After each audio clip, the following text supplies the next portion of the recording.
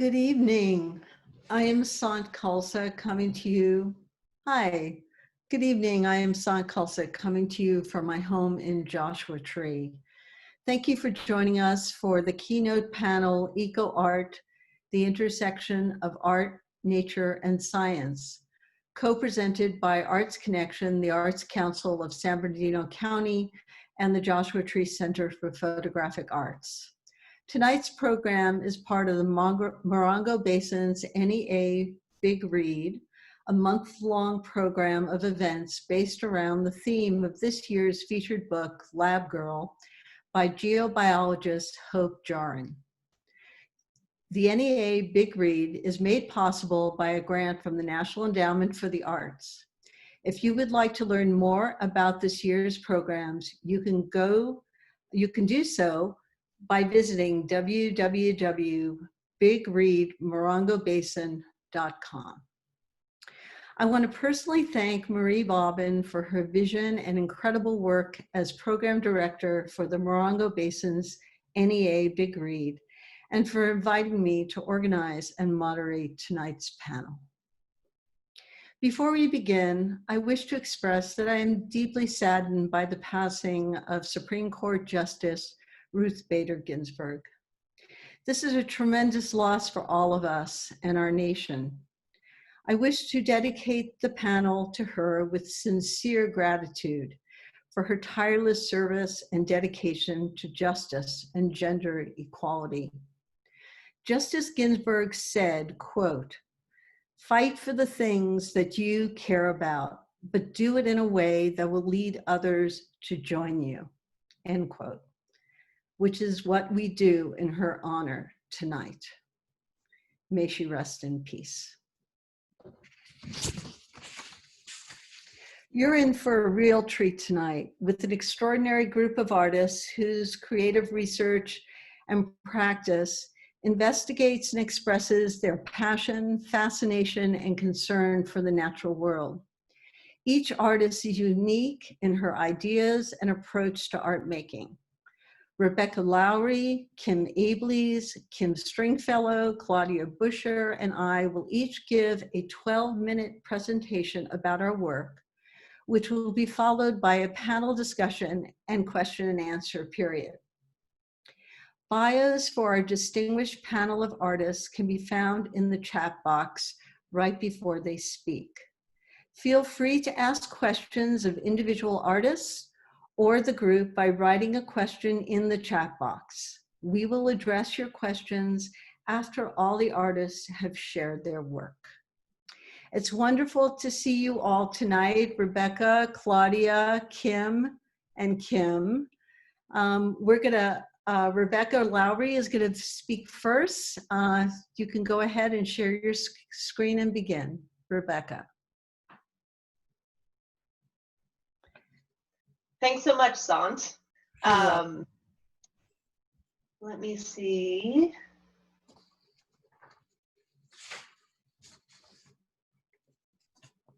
All right, can you all see that? Yes. Excellent. Hello, everyone. Thank you so much for joining us here this evening. Tonight, I am going to talk to you about the work that I do in collaboration with national parks. So Joshua Tree Art Innovation Lab, which we call JT Lab for short, is an organization that's designed to explore ways that creative professionals, in my case, somebody with a background in architecture who also practices fine art, can collaborate with the national parks and the National Park Service to benefit our national treasure that is the national parks. So the JT Lab mission is identical to the National Park mission, which is to both preserve the amazing resources that the national parks consist of, and also to facilitate people's access to them and understanding of what they are. In a nutshell, what JT Lab does is creative special projects for and with the National Park Service. At JT Lab, we consider ourselves artists in service. So we don't really focus on having a personal practice, but rather what we do is art and design in service of the parks. The work that we do comes in all shapes and sizes. Everything from over-the-phone advice to three-dimensionally realized projects that we fabricate to long-term planning and consulting work. Pretty much anything that responds to a park need that we have the capacity to do is something that we will do. JT Lab is also about creating opportunities for arts professionals to work with the National Park Service, opportunities that they might not get in other ways. If we don't have the capacity or skills in-house to accomplish something, then we will seek it out. And in fact, in 2021, we're going to be focusing on building a pool of professionals that we can tap.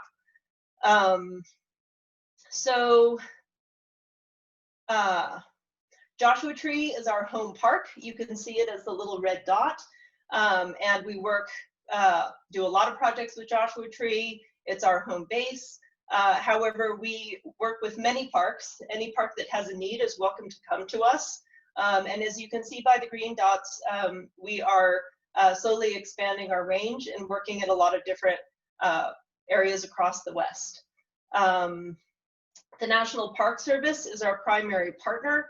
However, we also have partnerships with other both public lands agencies and arts organizations. We really like to occupy this space between both disciplines. Most of our larger projects are funded projects, and that's what helps to sustain JT Lab primarily. However, we do self-fund quite a bit of pro bono work as well, and most of that is supported by grants and private donations. So I would just like to take you very quickly through a few different projects or things that we've done in the past or are doing right now, just to give you a bit more of a in-depth idea of some of the things that we've done. To begin with, a lot of people watching this tonight are probably familiar with Artist Tea. This is a program that was established in 2016. It was the brainchild of social practice artist Jenny Kane, and she developed it and built it into a very strong and popular program.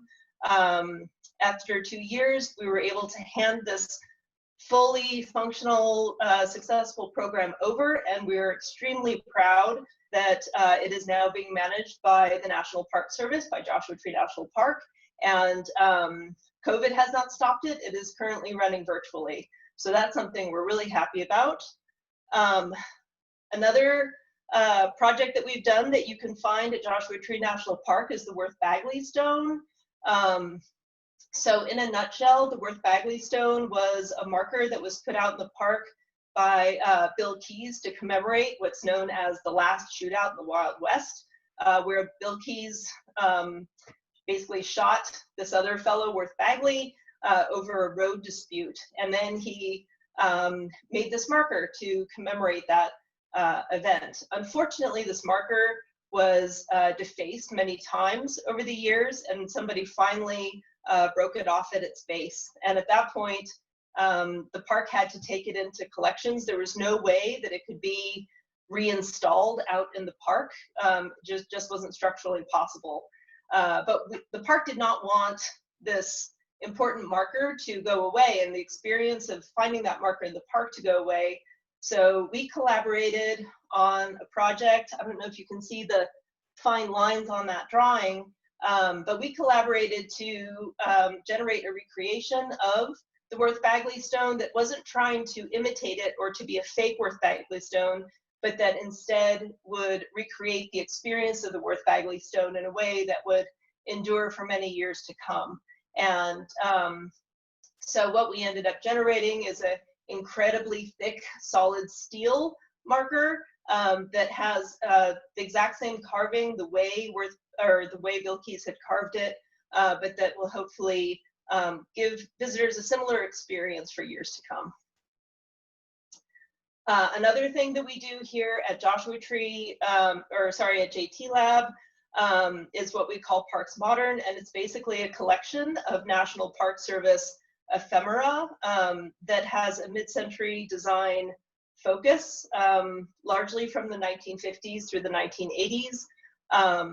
So this is a collection of things like park-produced brochures, handbooks, posters, and even exhibits. The intention behind this collection is to preserve the modern design history of the National Park Service and also to celebrate the often anonymous designers that contributed to this history and who did such wonderful work over these few decades. So this is actually a photo of an exhibit that was taken down recently at Sequoia National Park, and that was actually just destined for a dumpster until we showed up and said, hey, we will take it, we have a place for this, and now it's being preserved. Finally, I would like to talk tortoises with everyone. So this is an ongoing project with the park, and it is specifically in response to the issue that came up in 2017, a year when we had a very high number of tortoise mortalities in the park due to vehicle collisions and rollovers. And so in this year, the park and the Fish and Wildlife Service, tortoises being a threatened species, came together and said, we really have to do something about this. And so the park put together an interdisciplinary team and invited us to join to see what we could do to help. And what came out of that was a very highly graphic, highly visual campaign project that is designed to raise visitors' awareness of the issue of tortoises being killed on the roads, to help to improve the situation. So this project is designed to do two things. One is to raise visitors' tortoise awareness at key decision points. So we generated things like stickers that go on parked vehicles, and also you can put it on your private vehicle that reminds you to look underneath your car before you drive off, because tortoises look under a car, they see shade, they'll go and hang out under there, you know, they don't know that that car might roll away, and so they get crushed. It's terrible. We really don't want it to happen. So going through the park, you're going to start seeing more of these little messages that are at decision-making points. So when you're getting in your car, when you're driving. So this is something that's on a continuous rollout. Then the other thing that we're trying to do with this is to really convey in a visceral way the reality of tortoise mortality, so that it will really lock into people's heads, and they will really, you know, become super aware of it. So we're going to create a black spot program where every place in the park that a tortoise has died through a vehicle interaction, we're going to put up a small sign that talks about, you know, what the circumstances were and gives visitors some messaging about how to better care for tortoises. And then I wanted to show this final image as an example of, again, JT Lab working with another artist. This is wonderful work by a photographer out of Palm Springs named Lance Gerber, who we called for help with this photo we wanted to generate. This is a technically difficult photo, but we really wanted to give visitors a memorable view of what might be going on in their car when they're getting into it and about to drive away. By the way, this is not a wild tortoise. This is a registered pet tortoise who stood in as our model. But this is the kind of thing that we like to do at JT Lab, and that will hopefully help our wildlife. The next phase of this project is going to start to address the issue of raven predation on tortoises. And the first step of this is actually going to be a fine art project. The park gave me access to a collection of baby tortoise shells that had been predated by ravens. And these are going to be photographed, and this is going to be a way of telling the story to a very different audience in a very different way, but will be a starting point for continuing that story about raven predation and what people can do to cut down on that problem and to help save our tortoises. So that's it. If anybody's interested in more information about JT Lab, you can go to our website. And if you have questions that aren't answered tonight, you can always reach out to me there as well. So that's it. Thank you so much, Rebecca. You can stop share. That's such important creative work that you're doing with JT Lab, with the Park Service. And I didn't know about many of those projects that are going on right here in Joshua Tree National Park. So thank you. Really appreciate the work. Next up is Kim Abeles. Turn your sound on too, Kim. There we go. Thank you very much. Great. Thank you, Kim. Okay. And uh-oh. Let's see. Are you on my, can you see my desktop now? Yes. Oh, thank goodness. Okay. Thank you. Okay. Thank you. That's good. So you're good, right? Okay. Much of my work is about charting, whether it's charting public spaces, including public parks, or the color of the sky over time, or photographing the visibility that changes because of our air pollution. Documenting a main street over multiple years and seasons. And the art makes for an unexpected viewing through an outlandish lens, creating a paper person to scale based on the amount of trash generated by visitors to the Science Center on Earth Day, or wondering what it's like on the other side of the earth, like what is there if a rod were placed through it from a school in Los Angeles. Making model trees, one tree for each tree downtown. Creating 450 leaves, each 5 times their normal size, named by tree and location for viewers to toss across imaginary borders and boundaries.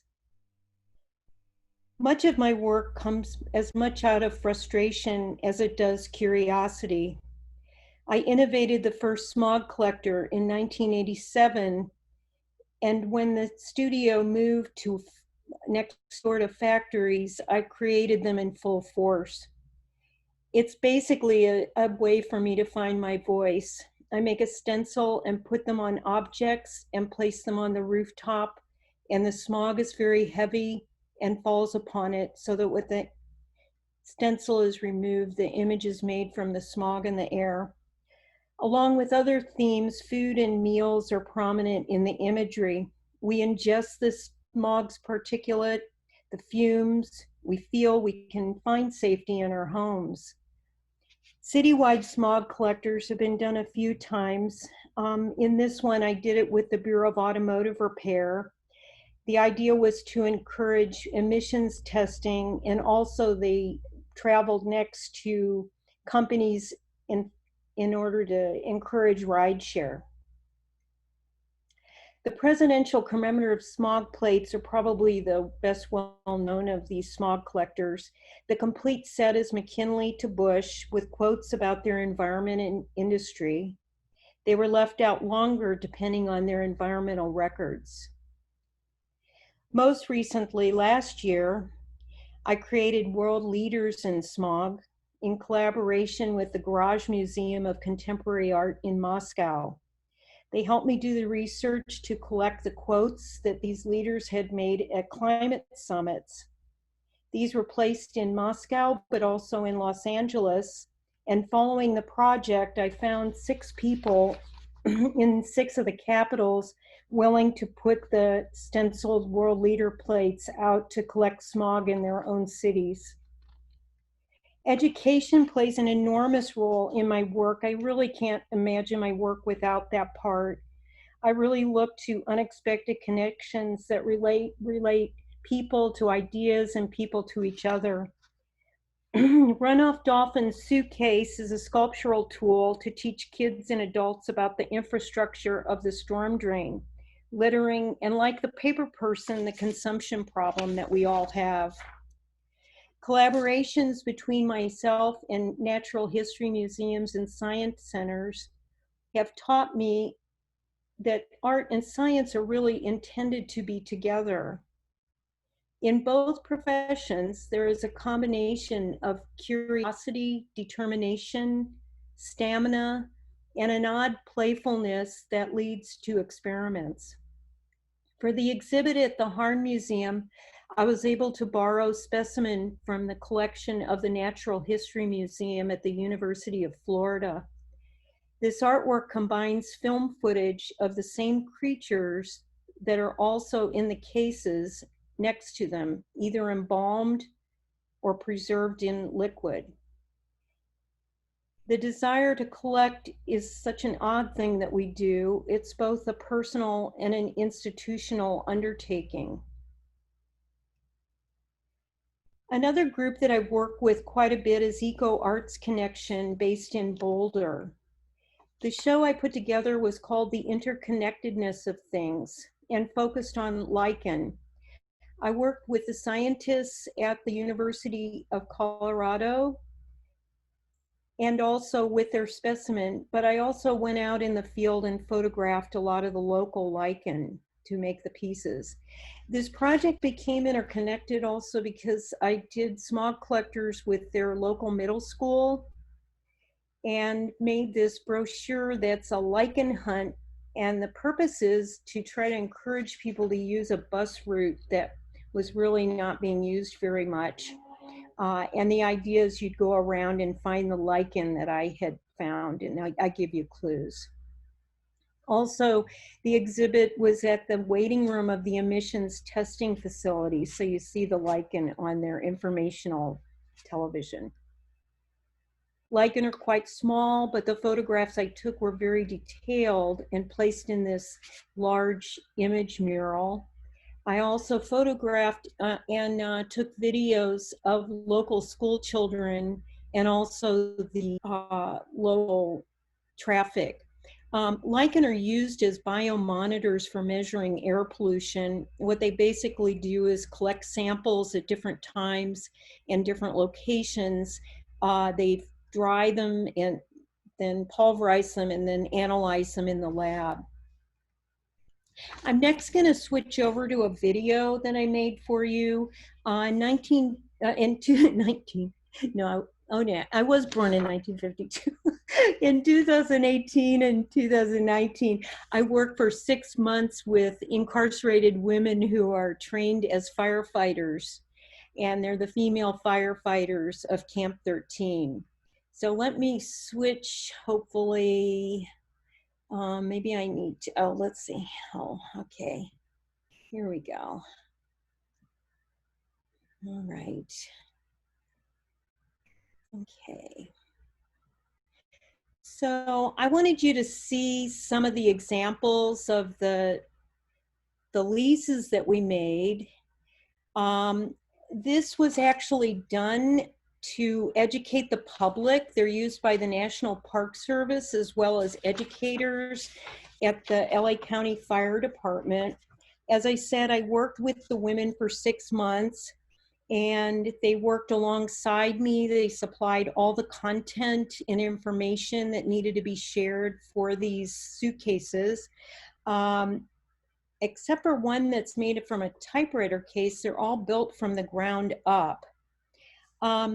You know, we've had so many fires lately, and even toward the end of my residency at Camp 13, there were quite a few fires, but I will tell you that 95% of the fires are caused by humans. So there's a very real reason to try to educate people about issues related to the fires. Of course, climate crisis has really caused an amping up of the intensity of the fires, but it's also because of mistakes that people make. So the works are about how to, do fire abatement around your own home. And it's also about our relationship to nature. I usually say if one does not love the world, that same person will not imagine a need to protect it. We are part of nature. Often we act like we're something different from nature, and part of these works are really to understand that.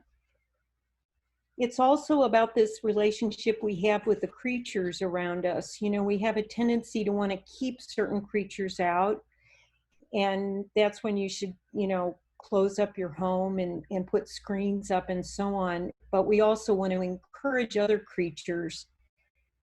For instance, we want the bees and the butterflies, and we want the bats and the owls, because they're really going to help us out. So there are different aspects about firefighting and fire abatement. These are used, as I said, by educators who then go ahead and share the information. They have their certain talking points that they will do. And thank you very much. I'll sign off with this now. Thank you so much, Kim. Your work is always so inspiring, and you're so prolific. And I'm going to actually talk a little bit about you later on. So in my own work. And so thank you so much for everything that you do. Next up is Kim Stringfellow. Kim, are you ready to go? Yes. Great. Okay.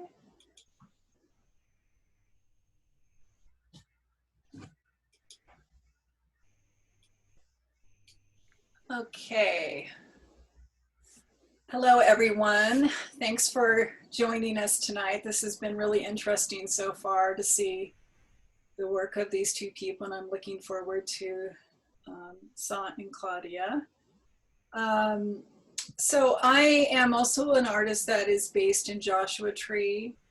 I'm a professor at San Diego State University, but I make my home here full time. And I've been working on projects that are really about the California and the regional deserts. One of my earlier projects, and there's actually the photograph behind me, is Greetings of the Salton Sea. And this particular project documented a particular period in time in the late 1990s, photographically, when a lot of the buildings and structures that were still had not been taken down from the heyday of their recreational days in the late 1950s and 60s were still around. And this was a really important project for me. It was a bit of a watershed project because rather than just taking photographs, which is my primary media, I decided that I really needed to tell my audience about what was actually happening at the Salton Sea. So I ended up conducting a lot of research, and I started a writing practice. And this project initially manifested as a website. I've always been an advocate of using the web as a place, as a public space, and a way to share information and to educate.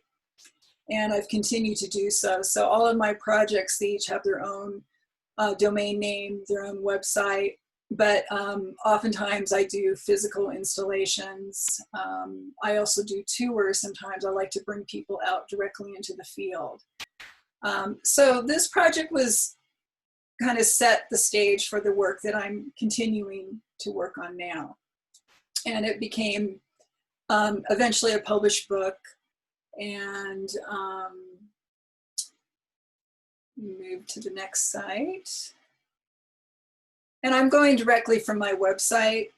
So if you're interested in any of these projects, you can definitely go here to get more information.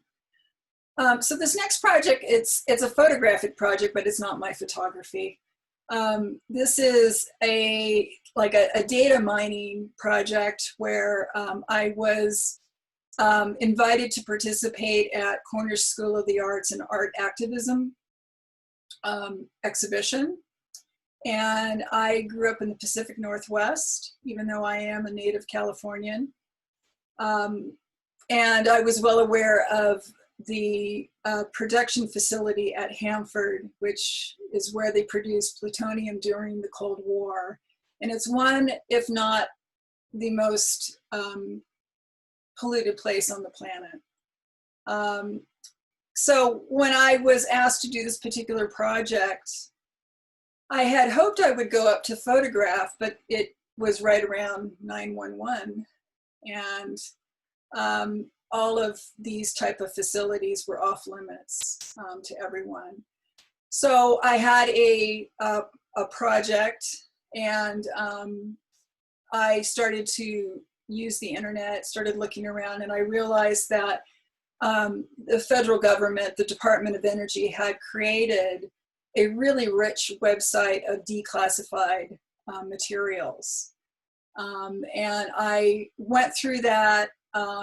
A lot of these photographs are very interesting because if you don't know the background story of the particular image, they may seem kind of irreverent. You may not really understand. So for instance, the one of the nurse, she's petting a guinea pig, and the people around Hanford, workers, the public, throughout all of that area of the Pacific Northwest into Canada, were literal guinea pigs for some of the experiments that they did with radiation. So a lot of these are very telling types of images. And so it was arranged in a kind of institutional looking installation of the photographs. And then there was an informative multimedia kiosk where you could learn more. These are declassified documents, and these are symbolic. Geiger counter, a thyroid model is how a lot of people became ill from radiation. So this project is something that I would eventually like to return back to and spend some time actually up in the Hanford Reach now that it is a national monument, and parts of it are available, you can access.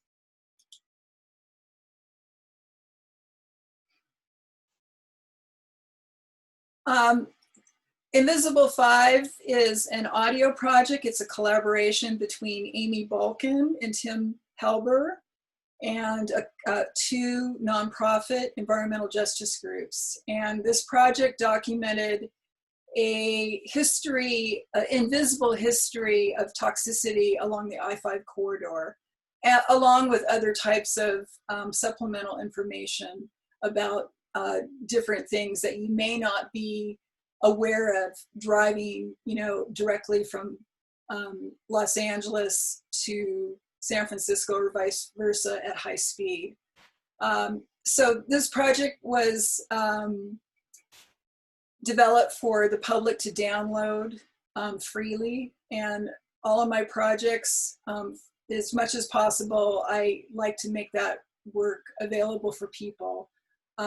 So the idea is you download the program and then you drive and listen to this audio piece. And I'm very interested in audio because unlike video, you can multitask. You can drive a car, you can go on a walk, you can do a lot of other things as you are participating and have this supplemental mediated program. So it's a form that I've continued to work with over time that I really enjoy working with.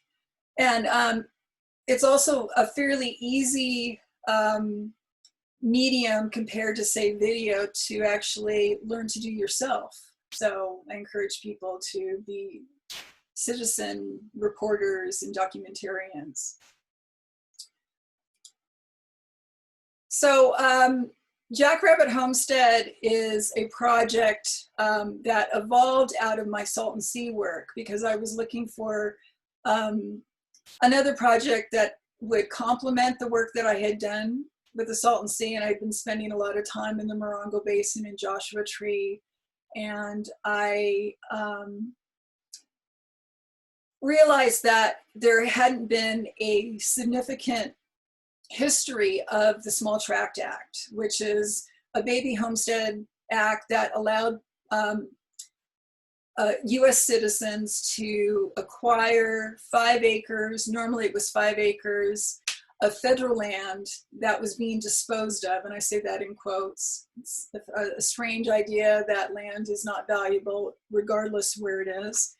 But if you proved up your what was called a lease, you would take a lease out for this property, and if you built a small structure, which is here or here, then you were able to get those 5 acres granted to you in the form of a patent.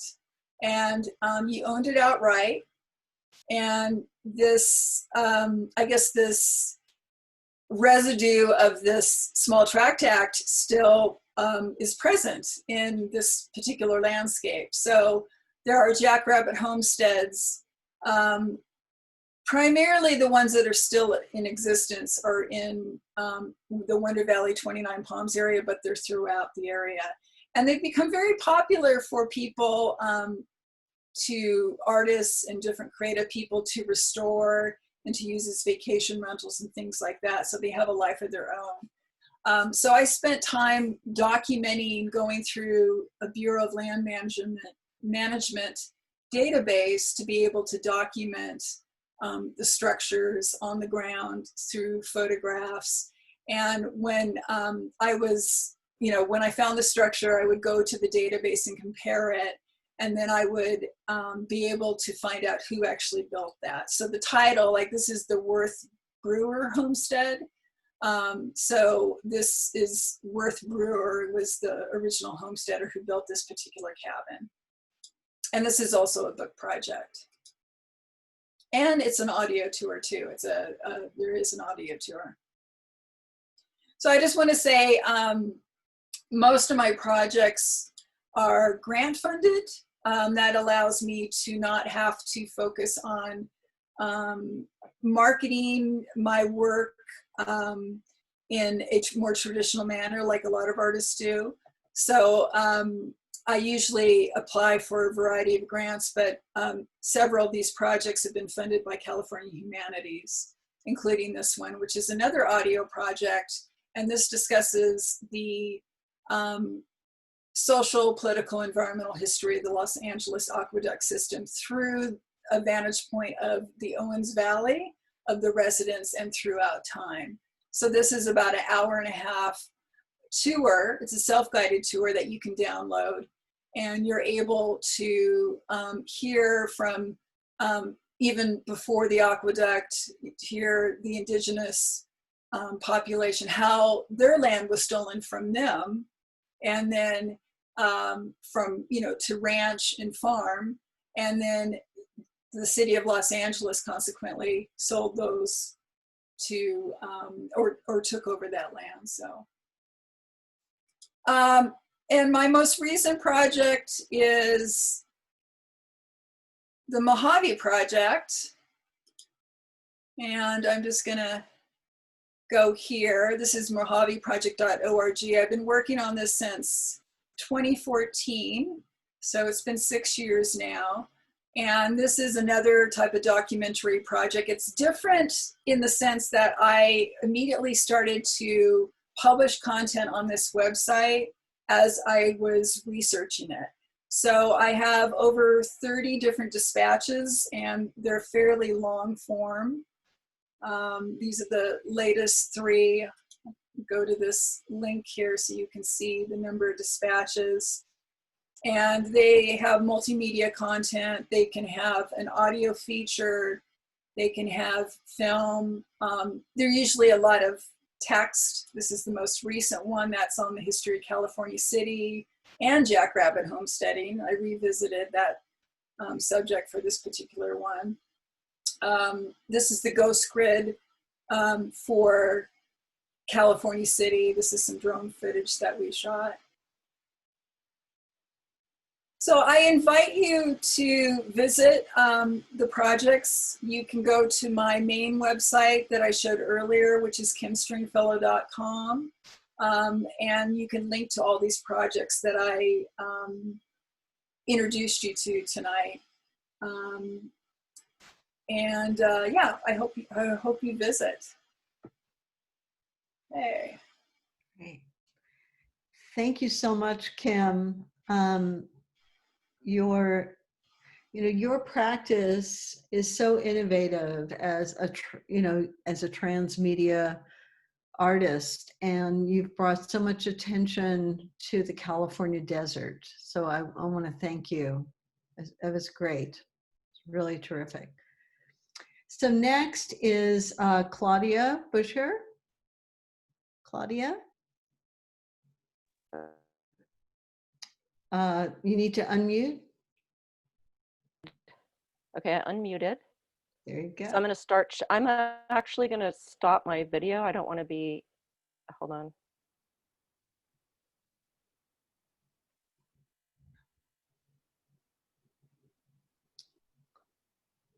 Okay, let's see. Am I sharing screen? No, not yet. Okay. Desktop. We can see your screen. Okay, good. Great. Thank And you. you can hear me. Okay, so Yes. hold Perfect. on. So I'm going here. And then I'm doing play. Oh, and then I wanted to do, and there's not, whoops. Okay, I guess I'm a little spastic. This is my first presentation. Okay. Hi, I'm Claudia Bucher. Thanks for having me here. So for the big read, I'm presenting Kina Cognifor.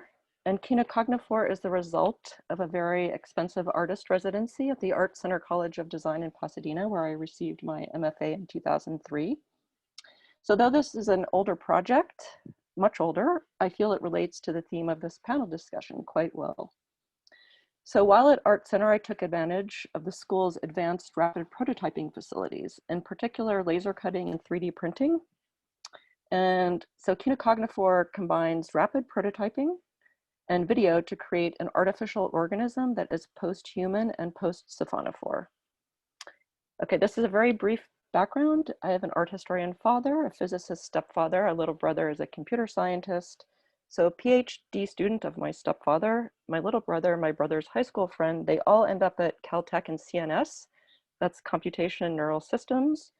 The three of them develop an artificial life program called Evita, which is still, working today. This is the three of them, and I consider this project to be in some regards a one-sided collaboration between me and a young group of up-and-coming scientists working in artificial life and developmental biology. So like this is mid to late 90s, early 2000s, my little brother, after working on Evita, was working on his PhD in the biology department at Caltech while I was at Art Center. Okay, so this is the 3D lab at Art Center, though this is a more recent version. So in the early 2000s, there were debates about the use of embryonic stem cells in cloning, and 3D printing is just in the early stages for medical use. This is a book that came out in 2000 that influenced me considerably, The Extended Organism, the Physiology of Animal-Built Structures. Okay, so as I'm interested in the nature of consciousness, subjectivity, and the experience of being embodied, I naturally wanted to know what it would be like to actually be an artificial organism. What is artificial nature?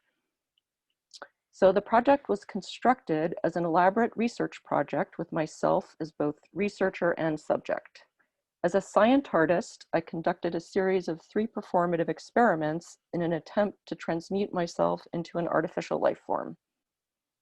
After I disappeared, my clone or alter ego, Yvonne Zeeb, director of the Center for Transcognitive Imaging, published an authoritative research paper on the subject, Systems Poetics of a Physiological Imaginary as Applied to Kinocognifore.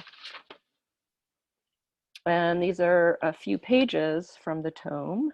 The meta framework of the written thesis, which is 92 pages, was designed to function simultaneously as critique, parody, and a celebration of the scientific method and of critical theory, and as speculative fiction or science fiction. So the organism is classified, contextualized. The organism is compared to real life organisms. The structure of the organism is analyzed, and digital Maya files are discussed. There are 3 memory sequences that are analyzed. Then there's the polyp release, and you'll see more about this in the video. Chapter 4 is performative origins, presents 3 performative experiments leading up to transmutation.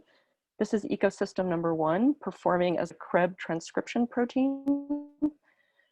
And the scientist's journals, as she's doing the projects, are cited alongside a critical analysis by CTCI. This is ecosystem number 3, modeling the collapse of species boundaries. More commentary. Okay, so now we're at the video. I'm showing 2 video clips, and I apologize for the quality of the video. It's not really that great quality, but these were the only file versions I could find. You know, this is older stuff. So I hope it, comes across okay. The first clip is an excerpt of ecosystem number 1 that was performed in the Arroyo in Pasadena, and clip 2 is a narrated overview of Kinocognifore. So I will start.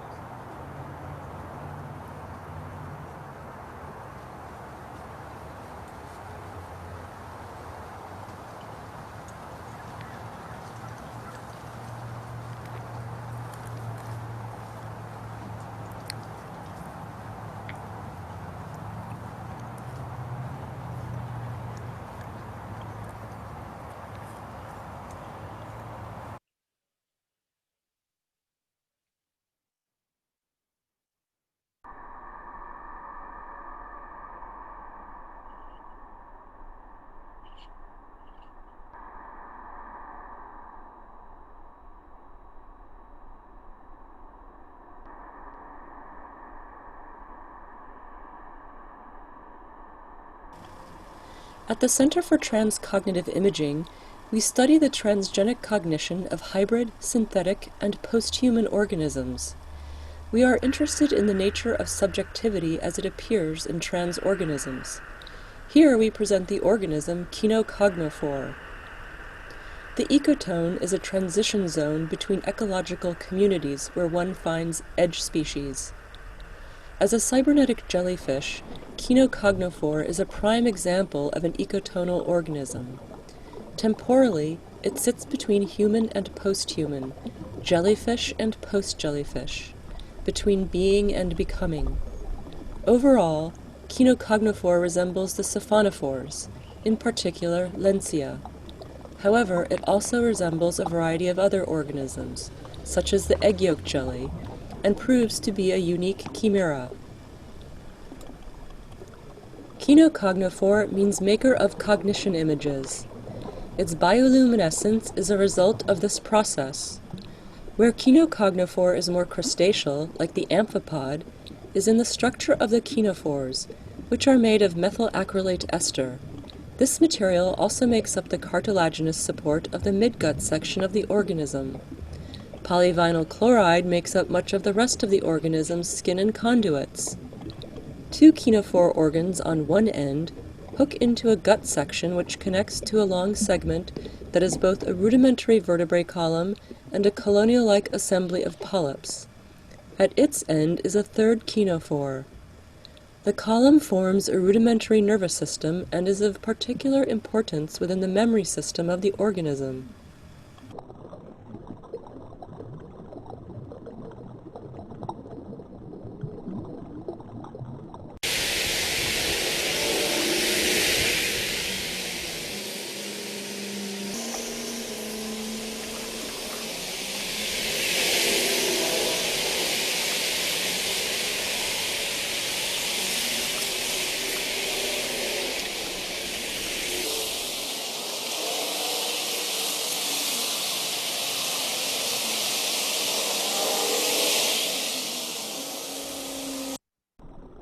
The three memory sequences have been classified as follows.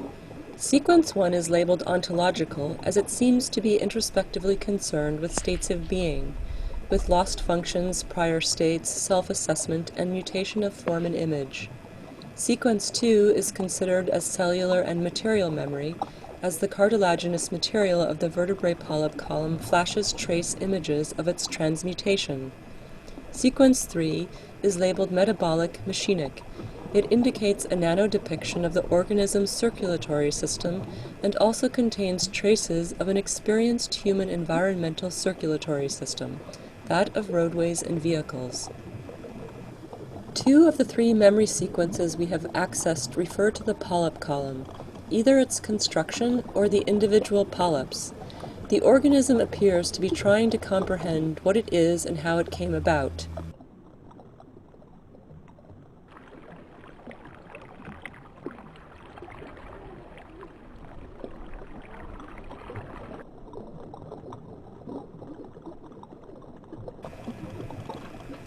The organism came about through the efforts of an artist to create a cognitive prosthetic by which she could displace herself into another life form.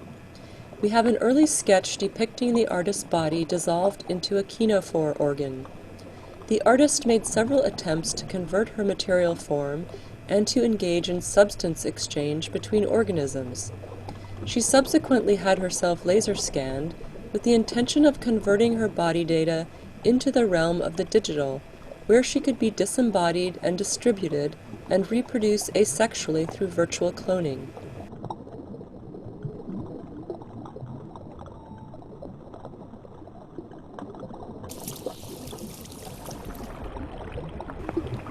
She thought that her entire body could be viewed as an adult stem cell or pluripotent cell that might be utilized to produce daughter cells for a new life form.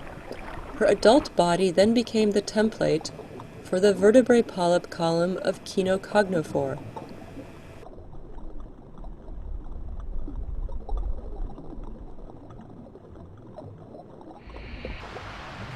We have generated a computer simulation of polyp release from the vertebrae polyp column based on what we have determined of the morphology of the organism.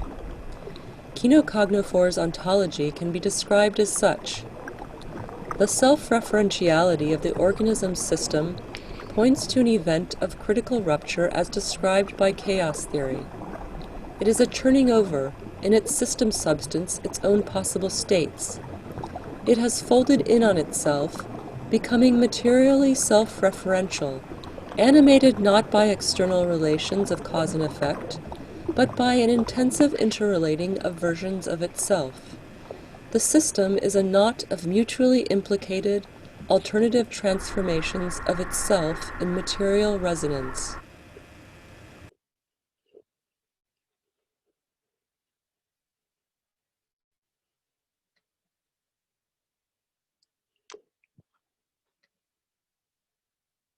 Okay.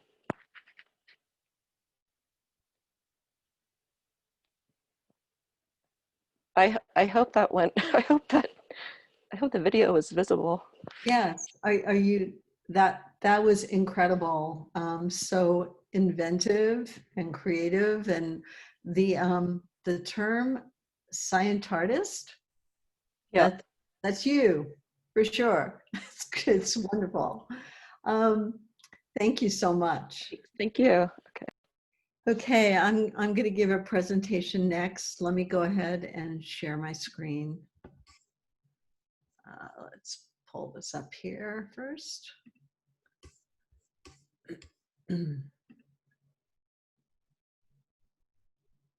It's coming.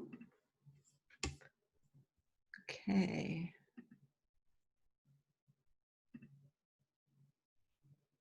Can you all see that? Yes, great. Okay.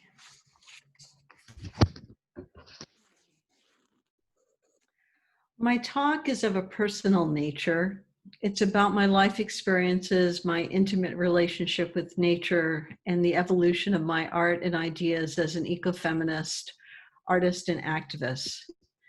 Photographing is an integral part of my art and meditation practice, being still, alert, and present in a moment of mindful observation, as well as a means to organize and make sense of what I perceive as a complex and conflicted world.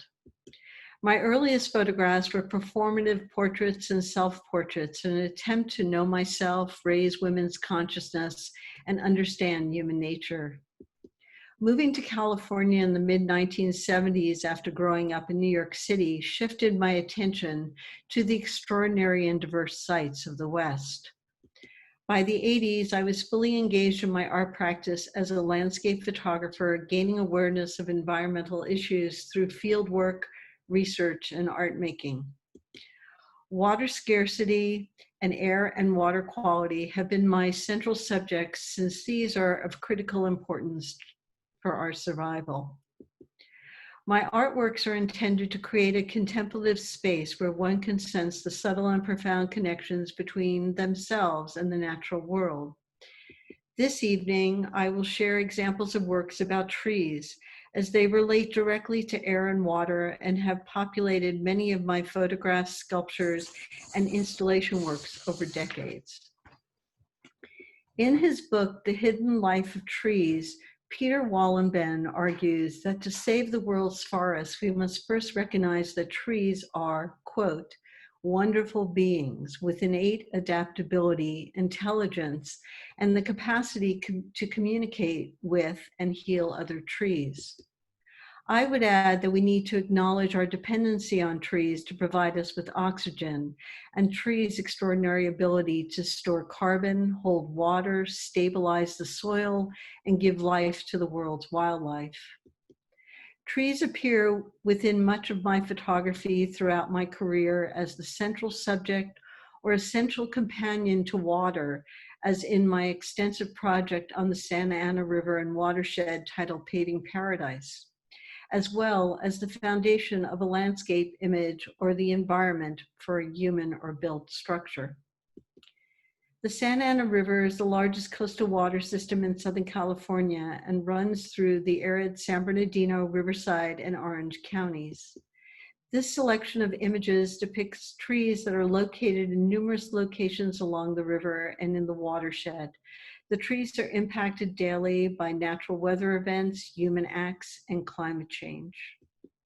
I was first drawn to the Santa Ana River because of its natural beauty, the vast open landscape, the starkness of its often dry riverbeds, and the power of its occasional rushing waters, as seen here. Most of my life, I lived in the Santa Ana watershed and drew inspiration and knowledge about our fragile water systems in the West from this contested landscape. My work with the river led me to become one of the founders of the Water Resources Institute at Cal State San Bernardino, where I taught art for 3 decades. At WRI, I worked with colleagues from a variety of scientific disciplines to find solutions to crucial water issues. Additionally, the Paving Paradise photographs are part of the collaborative Water in the West project archived at the Center for Creative Photography in Tucson. My creative research on air quality and its relation to trees and forests began in 1992 when I was invited by our panelist, Kim Abeles, to produce new work for the exhibition titled Smog, A Matter of Life and Breath at the California Museum of Photography in Riverside.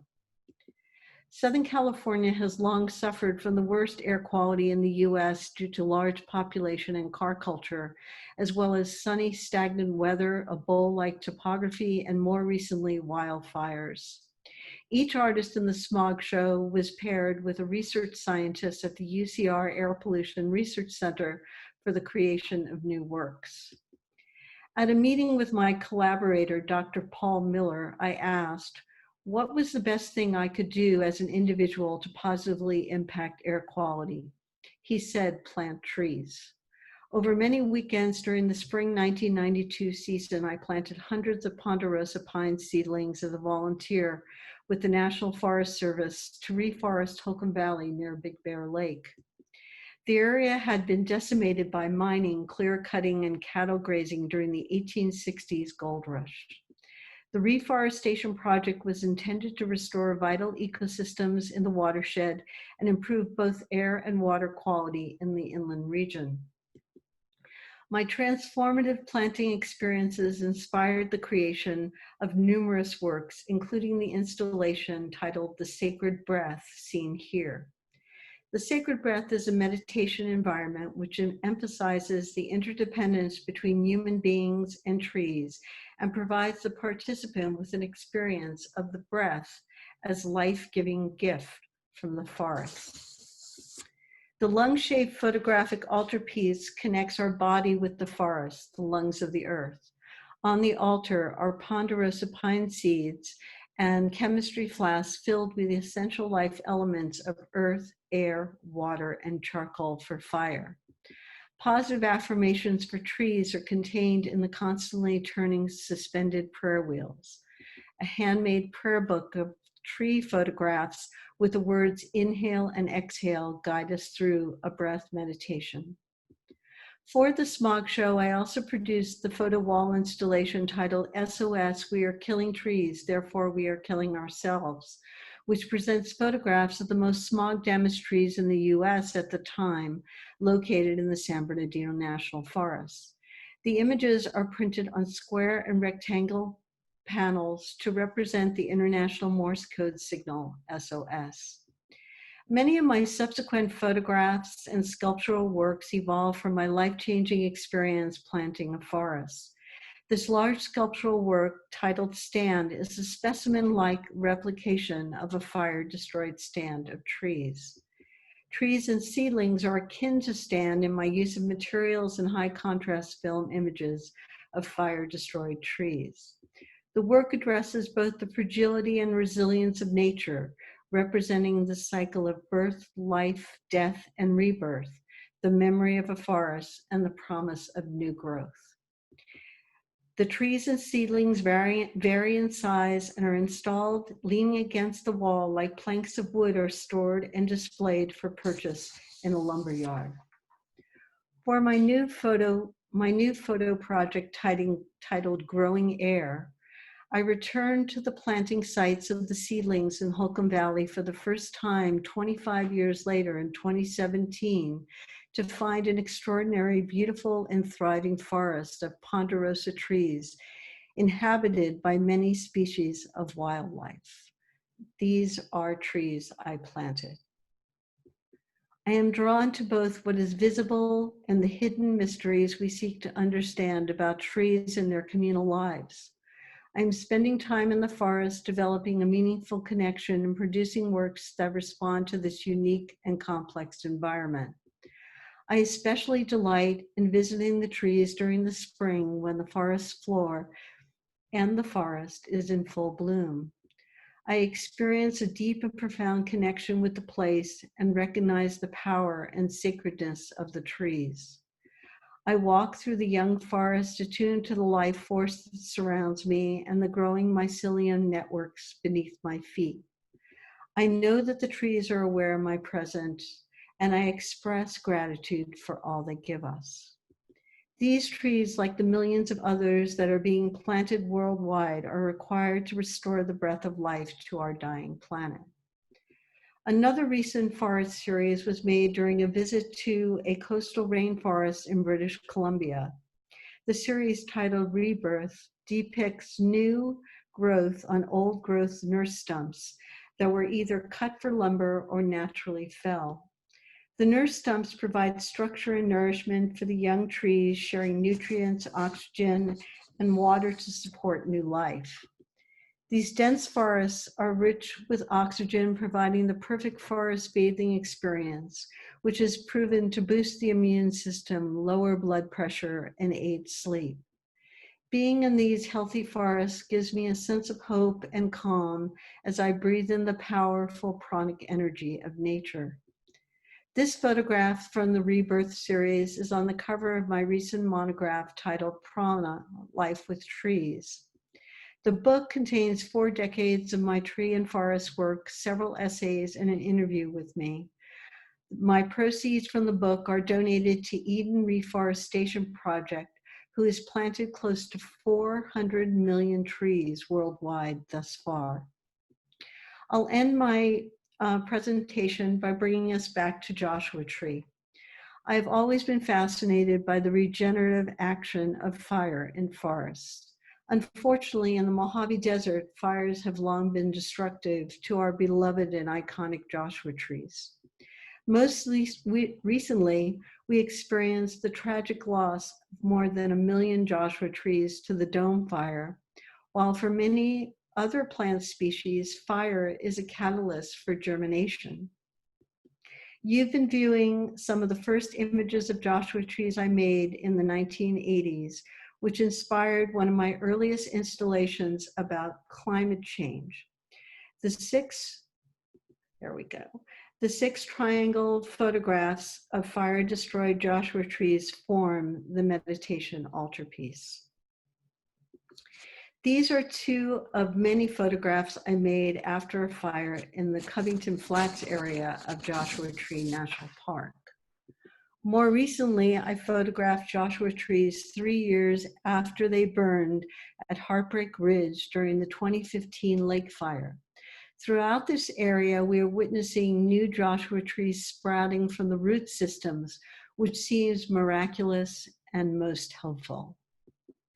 I am currently planting native trees and continuing to make photo works of young trees to ancient forests to raise awareness and inspire positive, constructive, and peaceful action aimed to sustaining life on our planet and slowing or hopefully stopping climate collapse. I believe that the awareness that we are nature can profoundly transform our lives. When we realize that the water in our rivers and aquifers is the same water that flows through our bodies, and the air we breathe is given to us by the forests and plants on the earth and in the oceans, we become partners with the natural world and are grateful for the gift of life and live as conscious and compassionate beings. I thank you for your attention. So we're going to now go to discussion and Q&A. So let me come out of here.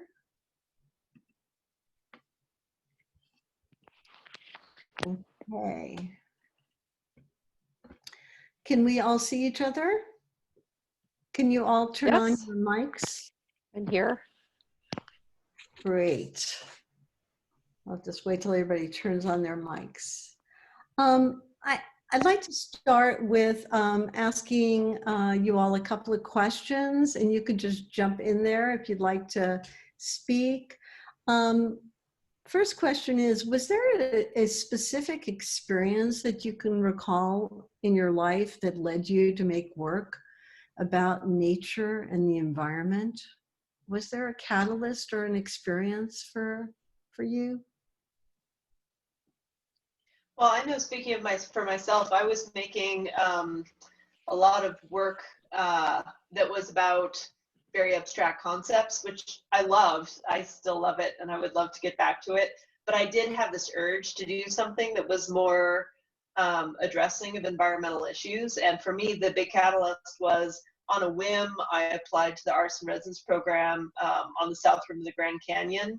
And it was 6 weeks spent both on the South Rim and the North Rim, and doing work at the canyon that I was sharing not with gallery visitors, but rather with national park visitors, that I realized what a powerful forum that could be for sharing messages about the environment. And that basically just made my entire art career do a left-hand turn, and now I'm doing what I do. So in my case, yes, it was a very clear and distinct experience that set me on that path. Anyone else want to? Okay, well, I mean, I feel like I've been kind of interacting with nature since infancy. I don't know. So I have intense memories of kind of communing with moss. There was like we were living in an old colonial house in New Jersey, and there was a cellar. There were steps going to the cellar, and that area of the house and the stone steps were always covered with incredible lush green moss. And so I remember from the age of, I don't know, like 2 or 3, just being obsessed with moss. And then just in general, being obsessed with the natural environment. And I was fortunate to grow up, at least for the first, a good portion of my life was spent in kind of rural or semi-rural environments where I, had access to nature. So like after New Jersey, we moved to upstate New York in Binghamton, and we lived on an old farm. And I kind of had free range of the field and forest behind the house. So, and I had a special tree, so I don't know, it's like part of my upbringing to be communing with nature. I have something to share.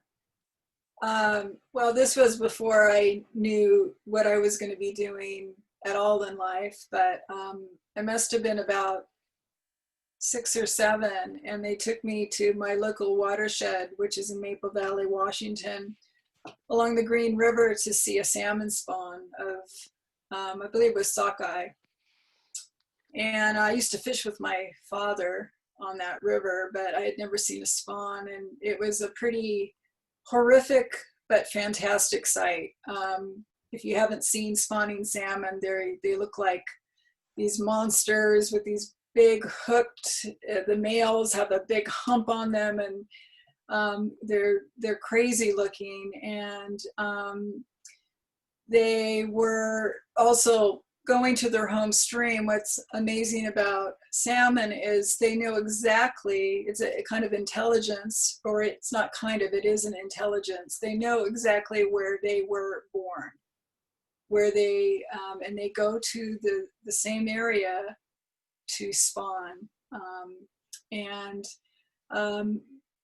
The beach was covered with the carcasses of the salmon as they die after the spawn. They're mature, and the nutrients from the dead bodies permeate the shore.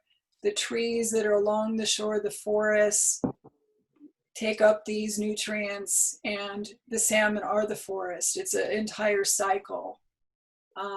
And I think that vision, seeing that as a child, I didn't know, it didn't really register until much later how profound it was.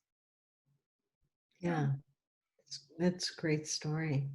Kim Abeles, do you have something you'd like to share? Oh, well, you know, I was trying to think back because I grew up in Pittsburgh, so I was surrounded by like the steel mills, right? But I went to undergraduate school at Ohio University in southeastern Ohio and stayed there and lived in a grain silo that had been converted into a house, and did gardening and collected clay from the creeks and fired that and really made use of the land. And even Van Nostrand Reinhold published a book I did on country living. So that was really, you know, I would have been in like, you know, 20 years old.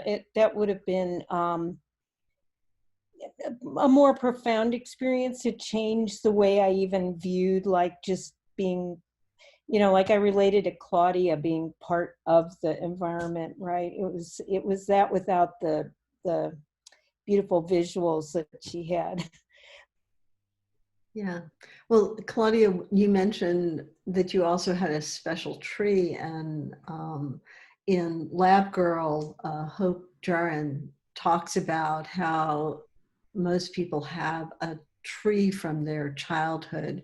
And it made me think of, in my own experience, I was growing up in New York City. And of course, New York City is mostly concrete and steel and glass, except for if you go to Central Park. But there was a tree outside my window, my second story apartment window, that I looked right, you know, to. And I remember watching it grow and thinking about how it grew. As it grew, I grew. And also it was my monitor for changing seasons, watching it change. And I related, you know, my connection with trees started really at a very young age, because I thought that trees were spirits like us, that I related to them as they were people, and always have. So that's kind of I think that's where my connection started with nature.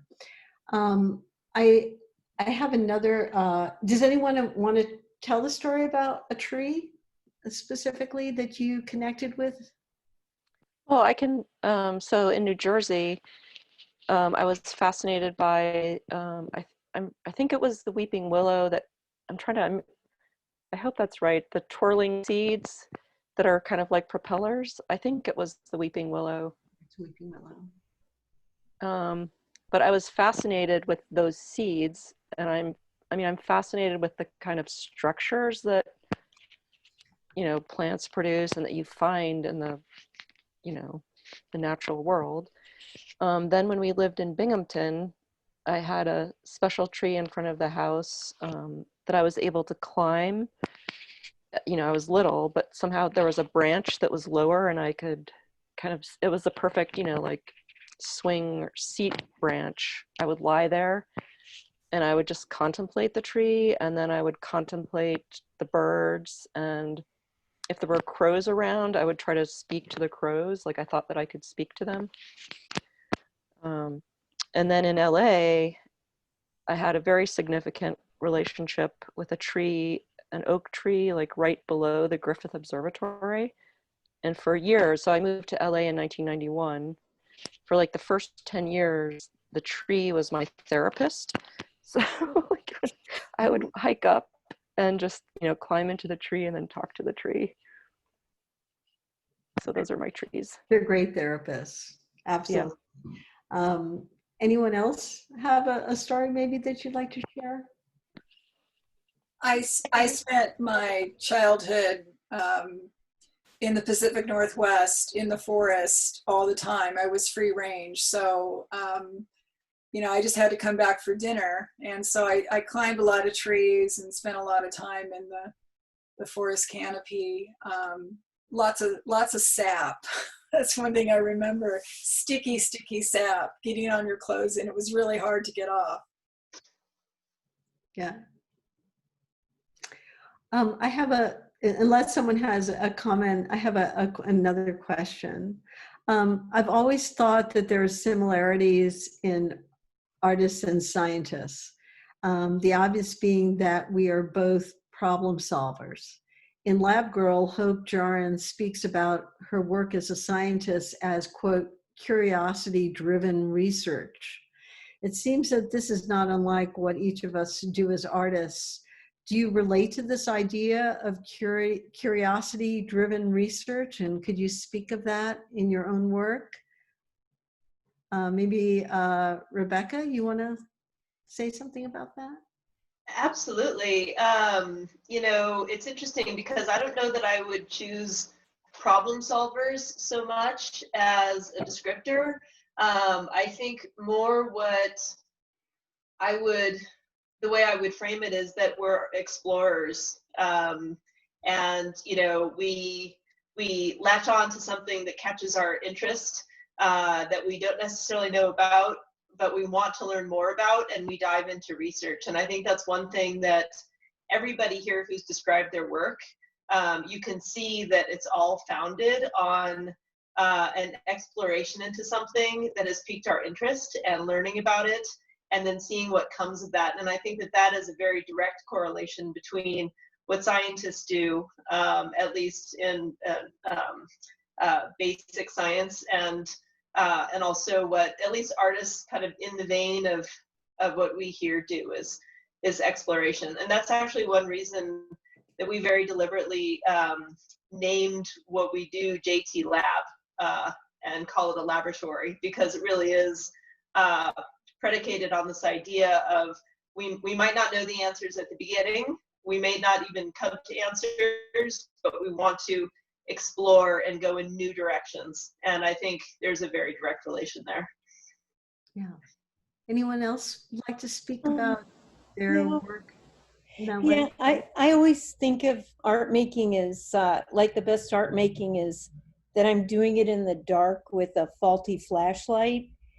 The idea that, you know, I guess I use a lot of different materials because I like that feeling of working anew with something that I'm not quite sure its possibilities yet. And, you know, often I look at students and they just love everything they're making because everything is new, right? Every, you know, process or material or technique or combinations thereof. And I think as an artist, you know, going through all the years of working, I'm always trying to grab that same feeling again, which means that a lot of failures happen and a lot of mistakes and, you know, a couple blow ups here and there, you know. But as long as I can put the fire out, it's okay. But I like being a little lost like that, and really, you know. And I just want to add to that we're, you know, because I do a lot of community-based work, people really add an element of the unknown that is so important to me. And as long as I'm keeping alert to what they're saying and doing within the project, then I'm really always on a learning motion. So I really do appreciate that. Yeah, and to second what Kim says, like, I think one skill that a lot of us have kind of cultivated over time is to be comfortable with that state of unknowing. And it's so common, I find, especially with teaching, that students, they want to get past that and they want to find the solution. And when you're teaching a creative subject, it's really about kind of reining them in and say, like, no, let's explore this state of unknowing and being uncertain about things, because that is the state where you have the greatest possibility for unexpected discoveries of one sort or another. So yeah, I'm really glad you brought that up, Kim, because I think that's a really important phase of what we do. For sure. I agree with both Rebecca and Kim, what they've talked about. And I guess I'll just add for me that I guess there's a part of me that kind of want to be an engineer in some ways. Like I actually almost, you know, I did kind of start an engineering major as an undergraduate, and I studied architecture for a little bit. But so for me, there's definitely the curiosity-driven research, like learning about something new.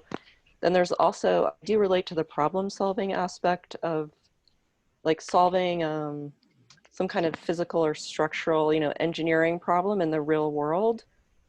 So for me, the challenge is it's often trying to find kind of like a unified field theory where I'm trying to synthesize, kind of what I discover in my research, and then like creating like a physical manifestation of something. And that's always like super fraught, and like I never know if it's going to work. So like the piece that I showed, the keynote piece, I mean, I fabricate everything I do. So, everything, every aspect. So like the suspension piece where I'm in the sack, I laser cut all the pieces, like I designed it, so I had to kind of work with, actual physics of like what supports my body and how, all those sort of problems that an engineer does, and, how it's going to suspend, like the mechanisms. So there's a part of me that's super, technical, and then, but then melding that with, kind of like the creative exploration that's more open-ended. So that's what I have to say about that. Yeah. So I think all of you at some time in your careers have actually worked with scientists, from what I can tell. And I wonder if there's anything you want to share about that experience working with scientists, how it might have impacted your practice, changed in any way, a story that you might have to share. Anyone have any thoughts about that? Yeah, go ahead, Kim. Oh, well, the thing that strikes me, I have a lot of anecdotes because there've been a lot of different people and everybody's got different personalities and different projects. But the thing that has really like changed me, because that's really how you voice that, Sant, was that I've had a number of times when I've been on residencies. I was at the Institute of Forest Genetics about a year ago, and a typical thing that scientists will say to me sort of privately and kind of whisper it to me is that they understand the information and the data and the needs, but they don't at all know how to explain that to people. And that it's been said to me a couple times in a couple different ways, and I think that it's really changed in me realizing that any of us that are good at reinterpreting ideas visually or through any kind of artistic medium, we're really in need out there, because the scientists have the stuff, but they don't know other than charts and things that people have trouble wanting to delve into. They're kind of missing the emotional component that the arts can give to it. So for me, it's really driven me that there's this responsibility that we have, if that's what your interest is in art. Yeah. Any other thoughts on that? There's somebody,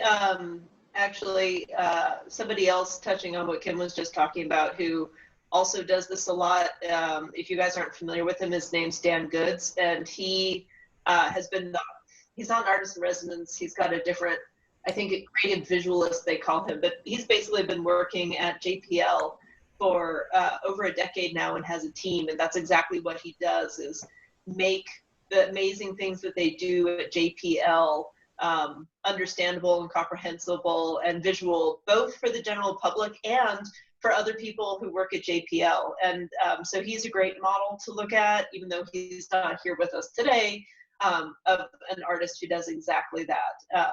I find working with scientists is fantastic because they just have such a different perspective often on the world. And so you'll be talking about the same basic topic, and their point of view is going to be quite different on it.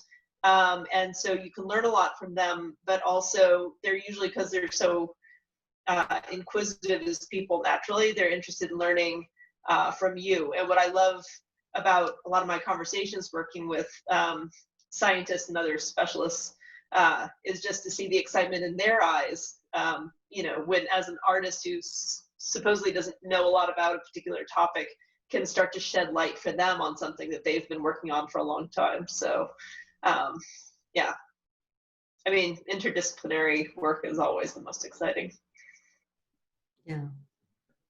Claudia, you come from a science family, as I do. Yeah, but actually it's interesting because, I mean, I haven't really actually directly collaborated with very many scientists. I mean, that's why I was kind of using this early piece where I was very inspired by my brother's work and his coterie of, you know, I mean, I was around them all the time while they were developing, you know, these programs. And but so, you know, but since then I mean, I mostly just, you know, it's through my readings or, you know, whatever. I haven't really directly collaborated, so I can't really speak to that. Yeah, yeah. Well, Kim, Stringfellow, I know working on the Mojave project, you have interacted with quite a few scientists out in the desert. Do you have any thoughts about that?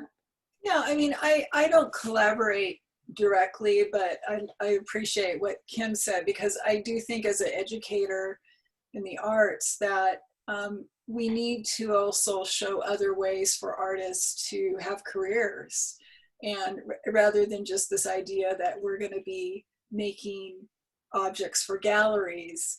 And I think that's a wonderful, and you're seeing, you know, the way Rebecca is embedded in the national park system, you're seeing a lot more artists, and I think there should be a lot more opportunities for artists to interact, because we're able to see things uniquely oftentimes and interpret in unique ways.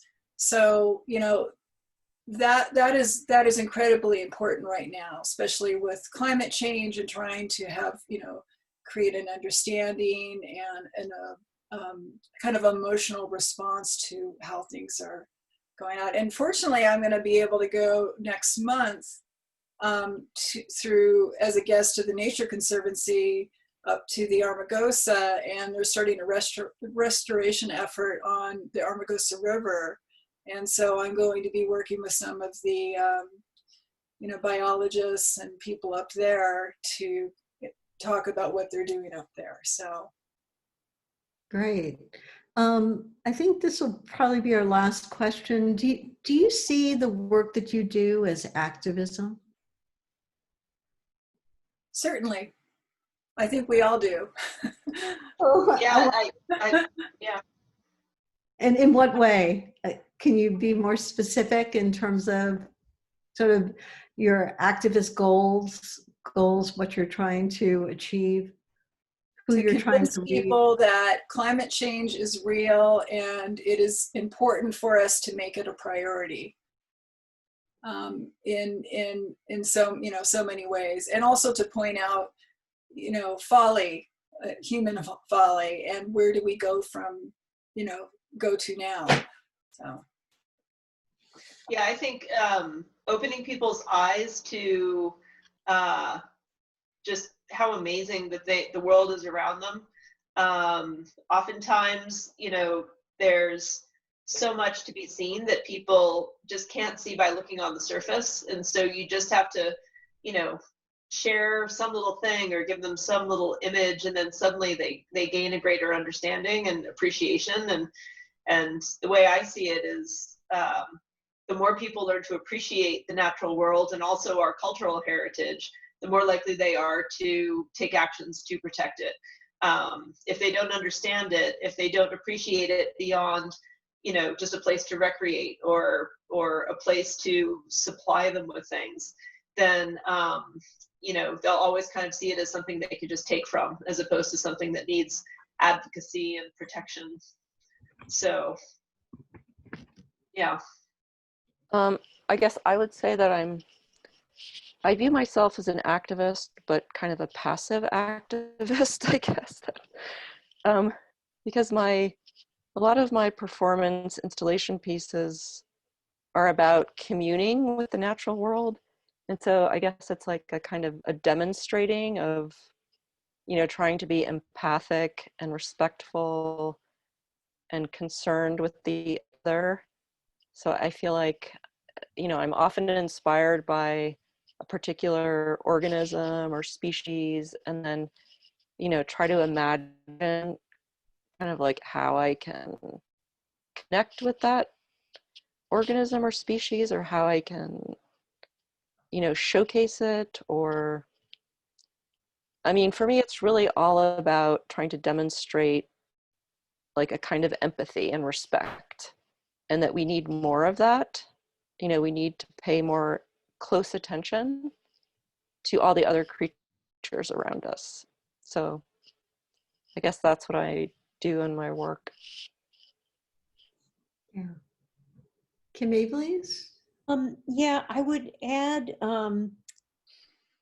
let's see, a few years ago, I spent a couple years working with families coming out of domestic violence with a project based on the pearl as a metaphor about the irritant being inside and bringing forth the pearl. And the thing I would add to what everybody's saying on that is that when I was doing that and I was doing the environmental work also in tandem, the relationship between the way we treat each other as people and the violence against the world and the violence against people, I couldn't untangle those.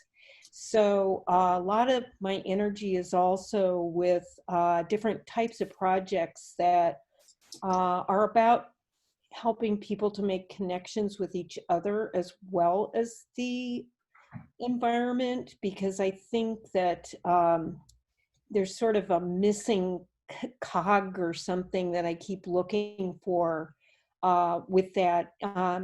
I think, Claudia, you used the word empathic, these kind of ways that we are of anything outside ourselves, like anything. And to me, that's become kind of urgent with the politics going on, of course, and everything. Yeah. I want to thank all of you. You are all an inspiration to me, and I'm a huge fan of all of your work. Your presentations were brilliant, and it was so wonderful spending this time with you. I also want to thank our audience that we can't see for joining us, for taking the time. I hope that you were as inspired as I was by these brilliant women. Do you have any last things you'd like to say before we sign off? Anyone? Well, I thought we're not taking questions from the viewers. I thought we were. Questions. I would have read them. We did not get any questions. What? I know, so that's why I just kept on I asking see. questions. Oh, okay. If you have a question Well, for Sant, thank you so much. Thank you, Yeah. Sant. I really enjoyed your presentation. Was lovely and very poetic. Thank you. I don't know if people realize they could ask questions. Should we just give a few minutes to see if Sure. Yeah, we can stay we're on. posting them in the panel? I think in my introduction, I said they could put questions up in the chat box, but probably we were all focused on RGB and, Yeah. and, so we're getting some comments. No question. Oh, but so sorry. I wasn't waiting for an opening for questions. People seem to like our presentations. So I think if one of you has a question you want to ask us, go ahead. No? You Okay. can use the chat button at the bottom of the screen to ask Questions, a yeah. question. Okay, we have a question. It's from Eva Soltis.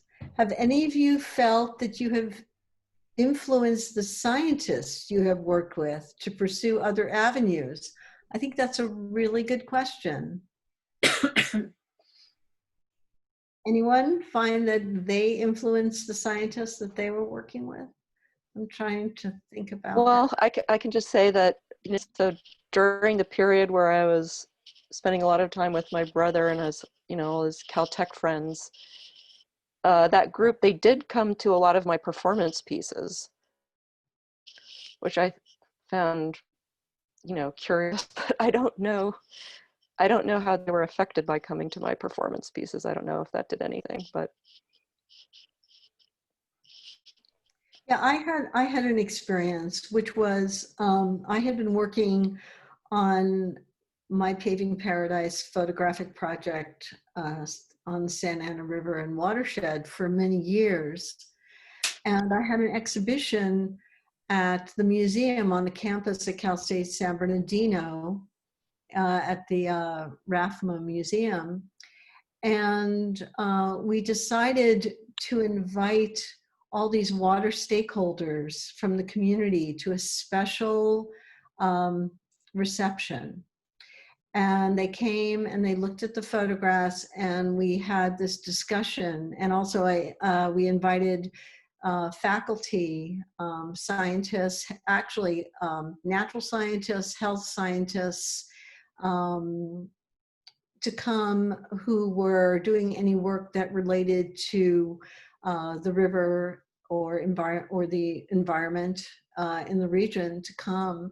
And it was the catalyst for the starting of the Water Resources Institute, which is a research center and archive that works throughout California. And that, and WRI is, I was the one artist and it was all scientists. And so I think it inspired, seeing the photographs inspired them to all work together. So that had an impact on the science. Art had an impact on the scientists.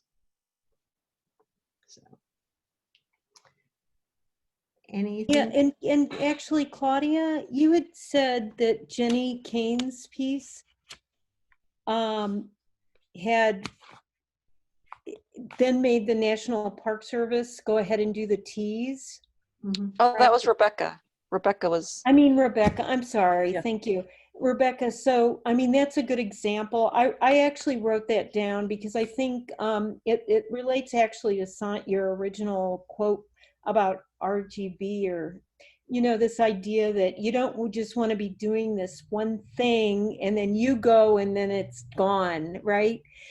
It's really important to try to have these things be regenerative among other people. And I think a lot of times we don't know where that those continuations happen. You know, you sometimes don't know about them, but I thought that was really important that they continued with that project, that it really didn't require some start and finish, then it was done. So absolutely, yeah. And that's, you know, that's one of the things I'm personally most proud about with Artist Tea, because you know, I give Jenny full credit. It was her idea and she ran with it and built it. But, you know, JT Lab really isn't set up to do ongoing programs.